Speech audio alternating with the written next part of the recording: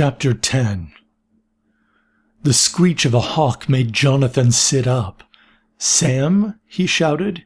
He knew better. His faithful and beloved hawk companion had been mercilessly blown out of the sky by demon worshippers. He looked around knowing that he would not find her, but unable to help himself. As he looked at his surroundings, he suddenly became aware that everything had a blue tint to it. The sky was much bluer than it normally should have been, especially for the hot zone. Typically, the sky was a bright white or a bright brown, depending on the amount of dust in the air. He was surprised to see the ground and the grass glowing with blue light. He was surprised not only by the color of the grass, but the presence of it. He was no longer in the blood shrine with his friends. "Sig?" he called. "Kirana?" Of course, calling for Kirana was wishful thinking. She had been taken by Row 82 in a truck to some unknown place for an unknown purpose. He clenched his fists and got to his feet. Slowly, he became aware of people a few yards away. He cautiously approached them, but to his surprise, they did not react to his presence. He found this sensation very unusual. His long white cloak and his swords intimidated many would-be bandits, or they attracted the more serious ones. These people seemed oblivious to everything.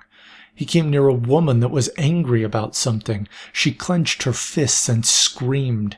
Jonathan realized that her anger was not directed to anyone in particular, even though there were people nearby.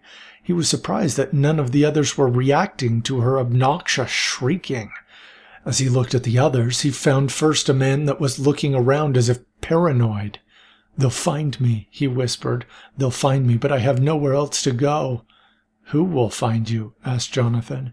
His question was interrupted by the weeping of a child nearby. "Please, no," screamed the child. "I was just so hungry. Please." "Who are you talking to?" asked Jonathan. "I don't know," said the child. Jonathan tried to determine if the child was answering his question, or whether he was answering someone that Jonathan was unable to perceive. As he was pondering this, the voice of a woman took him by surprise. "That's right," said the woman. "Just go to sleep. You won't notice my blade until it's buried in your heart." Jonathan decided to move away from the group of people, but as he backed away, he found more individuals that horrified him even more. "I hope my wife doesn't find out about this," whispered one man before he kissed the neck of a woman. "I hope his wife doesn't find out about this," she whispered as she held his head close. Jonathan backed away in disgust. A small baby sat behind him. Speaking with a clear voice, the baby screamed, "I'm hungry! And I peed myself! I'm hungry, Mom!" There was a woman standing next to the baby holding her head. "Please go to sleep," she asked as tears rolled down her cheeks. "I'm just so tired. I just want to go to sleep." Jonathan turned around to find more people. They all had a blue tint to them, and none of them noticed him. Their voices began echoing in his ears. They were screaming about needing food, or being hot or cold, or hating something, and Jonathan suddenly felt claustrophobic in the throng of people shouting whatever was on their mind. "Stop it!" shouted Jonathan. Suddenly he heard the screech of a hawk above. He looked up, and he saw her. She looked a little more blue than a red-tailed hawk should, but she had the same missing feathers on her side that Sam had lost when he had rescued her. She circled up above right over Jonathan. "Sam!" exclaimed Jonathan. As her name escaped his lips, he found the throng of people that had pressed against him had disappeared. He looked around and saw a single man standing on a grassy hilltop in the distance. The man raised his arm and whistled, just the way Jonathan had, to call Sam back to him. Sam flew toward the mysterious stranger. "Wait, Sam!" shouted Jonathan.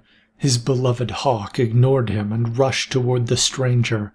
Sam flapped her wings to slow down as she perched herself on the wrist of the stranger. Jonathan sprinted toward the stranger. Unlike the other figures that had been oblivious to him, Jonathan felt the eyes of the stranger focus on him as he rushed ahead. It made him hesitate slightly. "Who are you?" he demanded. "Jonathan," shouted the man. The voice was warm and familiar. Jonathan moved closer. The stranger wore a white cloak with a hood that was down at his shoulders. He had a genuine smile on his face. Suddenly Jonathan gasped.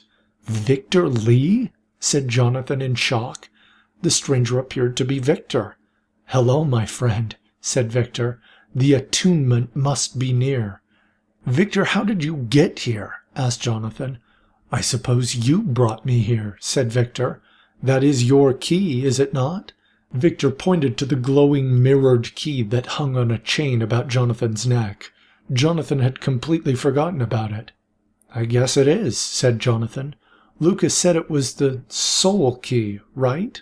"If he did, then he was right," said Victor with a calm smile. Though Jonathan had been impressed with Victor's courage and skill, he had never seen him act so calm and confident. Jonathan found himself relaxing in Victor's presence. "You are probably wondering where you are," said Victor. Jonathan looked around to see that grassy hills had been replaced by tall wooded mountains. He had not noticed when the change had taken place, and he wondered if it was because they were also tinted slightly blue along with everything else. "Yes, actually," said Jonathan.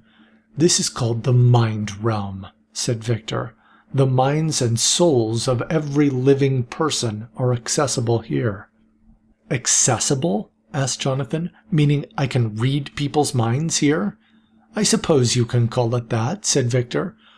"And they are not aware of me consciously?" asked Jonathan. "Mostly," affirmed Victor. "You can ask any of these individuals questions with the power of your key, and they will answer your questions as best as they are able.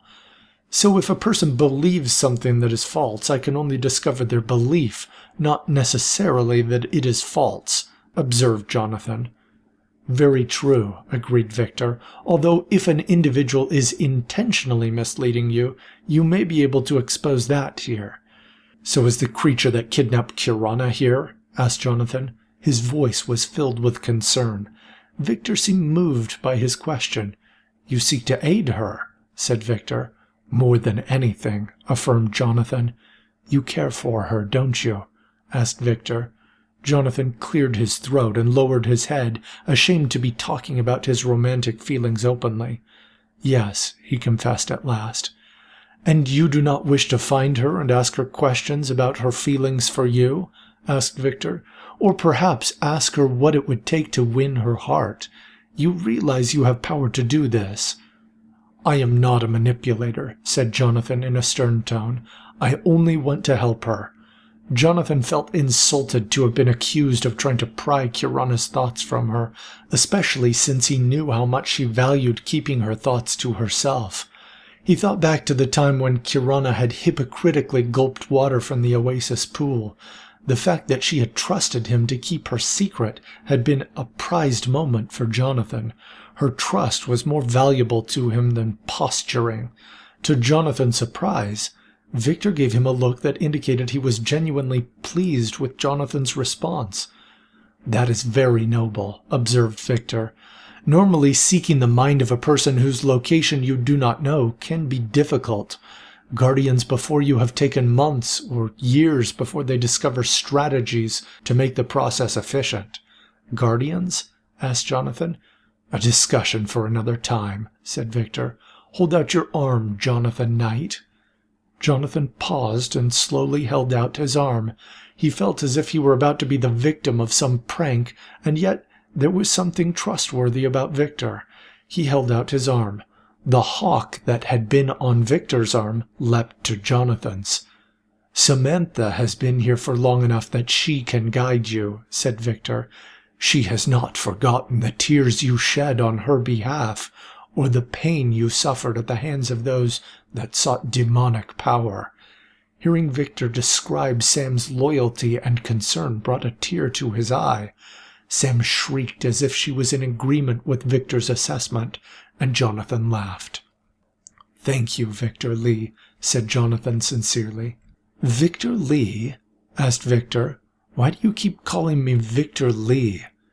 Jonathan frowned in confusion. Sam shrieked again as Victor seemed to fade out of sight. "That wasn't Victor Lee, was it, Sam?" asked Jonathan. Sam tilted her head as if she was unsure. Her beak shined in the ambient blue light of the mind realm. "All right, Sam," said Jonathan after a moment. "We're hunting a different kind of snake today." Sam shrieked and leapt off of Jonathan's arm. He smiled as he watched her soar into the blue sky. The woods seemed to morph into a more familiar desert. Jonathan chased after her as she flew. The environment continued to morph into large buildings and small groups of huts. There were people here, but none of them noticed him, and their voices did not seem as overpowering. Soon the environment stopped shifting its shape. It had stabilized to become a large building. Sam shrieked as if indicating that she had found the target. Jonathan looked carefully at the building. There were a few flashing lights on the outside, but it appeared to be a basic warehouse. Concrete walls and a metal roof surrounded by dead grass seemed a poor way to identify the location. He walked around further and located ZL3 painted in large black characters on the side. This was a more recent label, as the paint was not chipped. He looked back and saw a hill with a broken tower.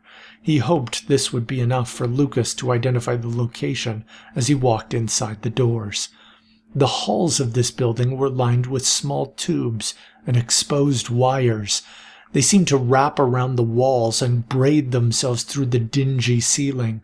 There were large men with the same face as the strong man side of Kirana's kidnapper, only these men did not have smart and speedy components genetically weaved into their bodies. They were exclusively thugs. They said nothing as he walked past them. Eventually he came to a round room with a chair in the center of it. Hovering around the side of it was a woman with a chunk of her head missing. Jonathan was repulsed by the sight, but she did not appear to be impeded by the missing section. "I calculate that experiment number 31 should be arriving soon," she said. "I calculate that your experiment was another failure," said a familiar voice from a prison cell on the side. He walked toward the prisoner and felt a surge of excitement. "Lizard," said Jonathan, "tell me how to find you and set you free." Lizard paced in his cell as though Jonathan had said nothing. Jonathan remembered that Victor told him his key gave him power here. As he gripped it, his eyes began to glow brightly. "Tell me how to find you and set you free, Lizard," he said. This time his voice seemed to make everything around him pause, as if the moment became frozen. Even with how uncomfortable the sensation was, Jonathan held his key tightly. Lizard turned to him and responded. "This is an ancient rail car station," said Lizard. "It has been converted into a base by Zeta 28. She took some of my genetic makeup and created some kind of creature. She's going after a woman, maybe Kirana or maybe Jennifer. She hasn't told me. The controls that keep the force field of this prison cell active are in a panel outside the cell, so I can't reach them." Jonathan examined the panel outside his cell. He tried to interact with it, but it did not respond to his touch. He realized that these surroundings in the mind realm were an interpretation of a place, not the actual place. He could only interact with the minds of the people, not the objects they perceived. He looked around the building to see how it was laid out. Undoubtedly, this would prove helpful when he went after Kirana. Jonathan reviewed what he had learned to ensure he had everything he needed. Kirana was being taken to Zeta 28's lab that was in an ancient railcar facility, possibly for experimentation. There were 10 strongman clones patrolling inside the building. Lizard was also present, but could be freed using the panel by the door. Suddenly he thought of something. "Lizard," he said, "how close is this to the hot zone?" "It's in the temperate zone," replied Lizard with air quotes. Jonathan smiled as he realized that even subconsciously, Lizard loved his air quote gesture. Unfortunately, that meant it was a long distance to travel. Then he remembered the rail cars and wondered if that was the method they had used to get Lizard to the lab. "How did they capture you and bring you here?" asked Jonathan. "When I was scouting, I was trapped by their creature," said Lizard. "He was faster than I thought he would be, and much stronger than I was. They tried to put me in a rail car, but they had a problem with it. She hired that shrieking augment to bring his truck and take me." "So he's got a transportation business going," said Jonathan aloud. "I wonder what was wrong with the rail car." "I think Lucas can fix it," said Lizard. Jonathan had been talking to himself, but he appreciated the help from Lizard. "Thank you, Lizard," said Jonathan. As he gripped his key, he felt the mind realm dissolving around him. Sam shrieked again from outside. "I'll be back, Sam," shouted Jonathan. "I will see you again." Jonathan smiled as Sam shrieked, as if to acknowledge his farewell. His trip to the mind realm had come at the perfect time. Not only had he discovered the location of Lizard and the place to which Kirana was being taken, he had information that hopefully would bring him there quick enough to save them both. Jonathan sat up inside the blood shrine. Everyone turned to him in surprise. "Are you all right?" asked Victor. Jonathan blinked to get his bearings. "Yes, I think so," he replied. "Do you know where they went?" asked Lucas. Jonathan got to his feet and smiled triumphantly. "Yes," he said. Sig slapped him on the back enthusiastically. "Good man," he said with a grin. After describing the building in the temperate zone and the rail cars to everyone, Jennifer squinted her eyes and started to speak. "What is it?" asked Victor. "I feel like there were some rail cars not far from here," she said at last. Victor smiled as she pulled a golden lock of hair behind her ear nervously. "Let's go, then," said Jonathan. In spite of Daniel's protests, they left the building and began walking in the searing heat of the sun. The dust and the hot wind made Jennifer regret saying she recalled finding a nearby rail car. She was at least glad that Victor stood beside her on the side where the hot wind was blowing, to spare her the brunt of the unpleasant weather. Together they brought up the tail of their desert procession. Sig walked at the head of the group next to Daniel, sheltering the elderly doctor from the wind blasting them sideways. Daniel muttered about how dangerous this was every now and then, but he kept his voice low to avoid attracting Sig's attention. He wanted to avoid an encouraging slap on the back. Lucas walked next to Jonathan, shouting questions about his key and his experience in the mind realm over the loud wind. "So you just walked to go there?" asked Lucas. Jonathan nodded. "But it was different than just walking," shouted Jonathan in response. "The entire environment shifted around me as if pulling me to different places." "You were only out a few minutes," said Lucas. "How did time pass for you inside?" "It felt much longer than that, an hour perhaps," said Jonathan. "If you saw your hawk, can you speak to the spirits of the dead?" shouted Lucas. Jonathan shrugged. He had not considered what limitations there might be. Although Victor had indicated he could speak to the minds of living people, he had no doubt he had seen Sam, and she had definitely died. "I don't know how it works," shouted Jonathan at last. At length they arrived at a dusty rail car that sat upon a long single rail. Sig examined it. Though the body of the rail car appeared old and rusted, the mechanisms that attached it to the rail appeared to be much newer. The wheels and mechanical parts appeared to have been recently oiled. Though there were bundles of cables and wires hanging out of compartments on the side, the battery that powered the rail car was still present. Also, a control panel on the front of the rail car had been installed with a variety of buttons and switches on it. Although a lot of dust had been blowing with the wind, it seemed that the wind also carried most of the dust off of the panel, and that it might still work. "Impressive," shouted Lucas. "It looks like it has most of what would be necessary to run in theory." "Can you fix it?" asked Sig. Lucas grabbed his key and his eyes began glowing brightly. After a few moments he released his key, turned to Sig, and nodded happily. After a few minutes of adjusting and attaching cables, lights began to flicker inside the compartments near the base of the rail car, and then on the control panel in the cart. Lucas snapped the panels into place and climbed up the side, hopping into the rail car. "Okay, everyone," shouted Lucas over the wind. "Hop inside." Sig helped Daniel to climb up, and Victor assisted Jennifer.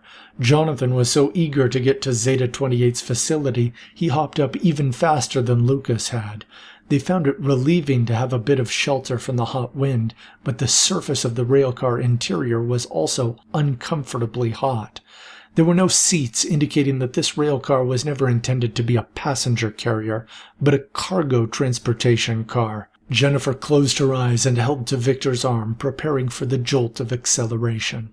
Lucas pressed a few buttons, and within moments the railcar lurched forward. Everyone fell backward a bit. "Sorry," shouted Lucas. Sig grinned widely. Daniel and Jennifer looked at one another with discomfort. Finally, they stopped accelerating and moved at a constant speed.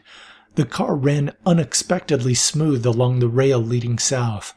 Though they were still a distance into the hot zone, the direction they traveled gave the impression that things were cooling down for them.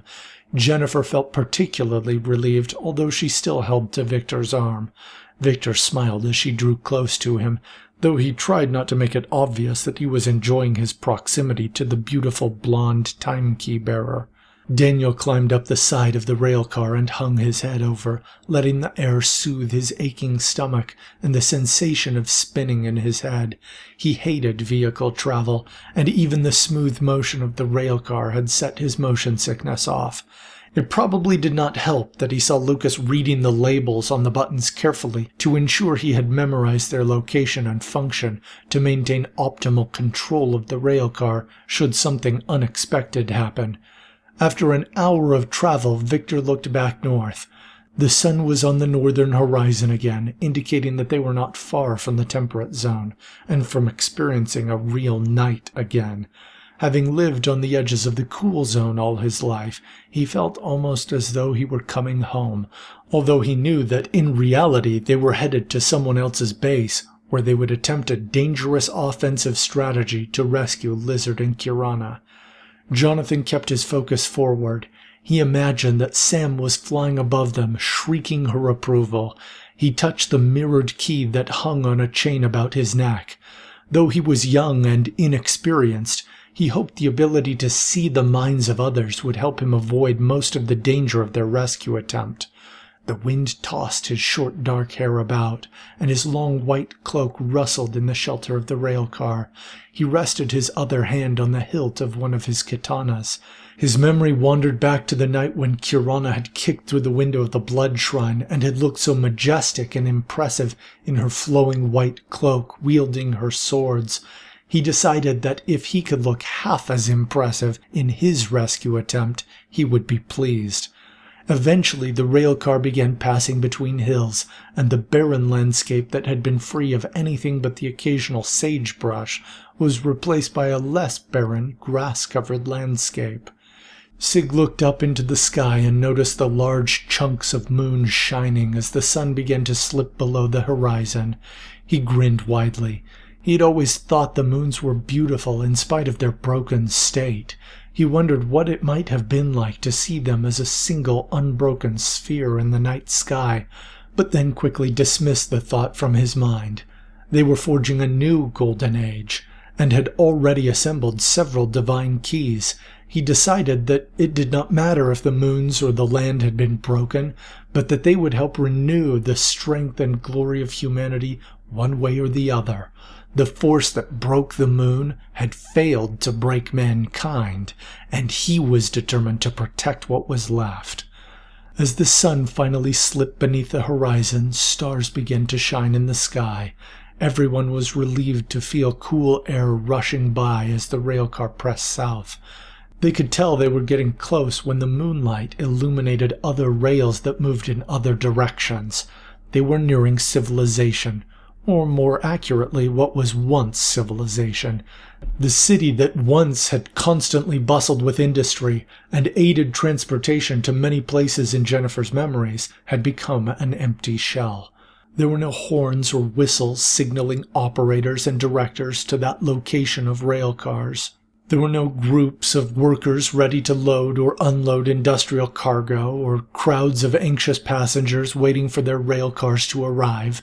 She felt suddenly sick at how empty it felt. Victor took notice. "Are you okay?" he asked. She forced a smile and nodded. In truth, she felt out of place. Since Lucas had identified her key as the time key, and she had come to understand that she had seen the world 500 years prior to this, she was struggling. She did not know why she was there, or how to get back, or if she should be trying to get back. She did not want to abandon her new friends, especially since they had helped her escape from the slavers, but the nagging feeling of being late in finding something was building inside her. She turned to Victor. His brown hair tossed about in the wind, and the moonlight seemed to make his face glow. Though Sig was the one with the constant smile, she felt something more positive around Victor. Certainly she knew he was handsome, but there was a feeling about him that was difficult to identify. He inspired a certain calm and confidence. The feeling that she was forgetting something important lessened when she was near him. Lucas was laughing as they hurried through the night air. She watched the positions of other rails and seemed to know how close they were. He felt as though he had been here for years, even though he had never before been to this city. In the distance, a few electrical lights began to shine.